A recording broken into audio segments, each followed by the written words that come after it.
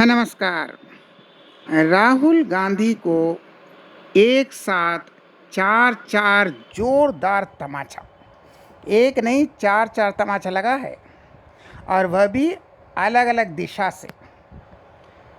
पहला तमाचा लगा था जब बीजेपी ने कहा कि भाई ये तो कहते हैं कि एक झटके में गरीबी मिटा देंगे, तो ये तो 5 दशक हो गए, 4 पीढ़ियां हो गई, ये मिटा नहीं सके। एक झटके में कैसे गरीबी मिटाएंगे? इन्होंने पूछा, आप एक झटके में गरीबी कैसे मिटाएंगे?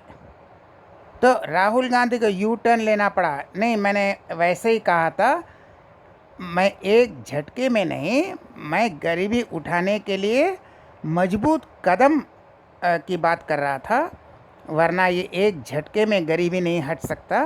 तो उन्हें मानना पड़ा कि वो जो देते हैं वह चुनावी स्लोगन है, वो जो कहते हैं वह जुमलेबाजी है।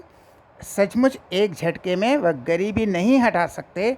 वह जो कह रहे थे वो गलत था, यह एक बेकार का जुमला था। ये पहला तमाचा। दूसरा तमाचा उन्हीं के पार्टी के जो पहले उनके पार्टी में थे, गुलाम नबी आज़ाद। उन्होंने पूछा, राहुल गांधी बीजेपी से भागते क्यों हैं? यानी बीजेपी जहां रहती है वहां वह चुनाव नहीं लड़ते हैं। कहां जाते हैं? मुस्लिम डोमिनेटेड एरिया, मुस्लिम बाहुल्य इलाका से, यानी वायनाड से। वह वायनाड इसलिए जाते हैं, ज़्यादा मुस्लिम हैं, और बीजेपी जहां स्ट्रांग है यानी नॉर्थ में, वह चुनाव से डरते हैं। यह डरपोक किस्म के आदमी हैं जो बीजेपी का मुकाबला नहीं कर सकते। वो कहाँ जाते हैं? जहाँ मुस्लिम कम्युनिटी ज़्यादा है। ये दूसरा थप्पड़ मिला गुलाम नबी आज़ाद। तीसरा ये मिल गया वायनाड से। वायनाड से लेफ्ट फ्रंट ने कहा इसको हराएंगे। एनी राजा ने कहा कि लोग कहते हैं कि एक बार चुनते हैं तो उसके बाद वो वायनाड भूल ही जाते हैं। 4 अक्षर का नाम है, ये तो बाद में भूल ही जाते हैं वायनाड को। तो ऐसे व्यक्ति को हम चुन के क्या करेंगे? न जो हमारी समस्याएं समझता है, न हमारी समस्या उठाता है, उसके बाद वायनाड भूल जाता है।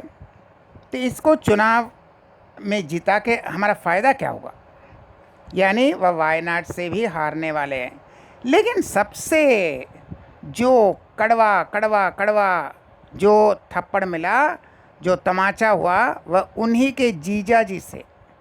रॉबर्ट वाड्रा ने कहा, अमेठी के लोग चाहते हैं कि मैं, यानी रॉबर्ट वाड्रा, अमेठी से खड़े हूँ। यानी उन्होंने कहा कि जब राहुल गांधी ने अभी तक तय नहीं किया है, वह वायनाड से लड़ रहे हैं, तो अमेठी से रॉबर्ट वाड्रा को लड़ना चाहिए। अब रॉबर्ट वाड्रा जीते या हारे इससे कोई फ़र्क नहीं पड़ता। यानी अमेठी से राहुल गांधी को परमानेंट विदाई। और अगर रॉबर्ट वाड्रा हार भी जाते हैं, शायद हारेंगे भी, हारने की संभावना है, तो क्या होगा? इसके बाद उम्मीदवार, लेकिन रॉबर्ट वाड्रा। जब भी चुनाव होगा, उम्मीदवार रॉबर्ट वाड्रा। रॉबर्ट वाड्रा बीच बीच में जाएंगे, वहाँ मीटिंग करेंगे। तो क्या होगा? अमेठी का कांग्रेस उम्मीदवार रॉबर्ट वाड्रा, और राहुल गांधी तो लोकसभा में रहेंगे ही नहीं, वो वायनाड हारेंगे और कहीं से जीत नहीं सकते। तो 2024 से जो 5 साल का होगा वह रहेंगे ही नहीं। राहुल गांधी कोई मेंबर ही नहीं है।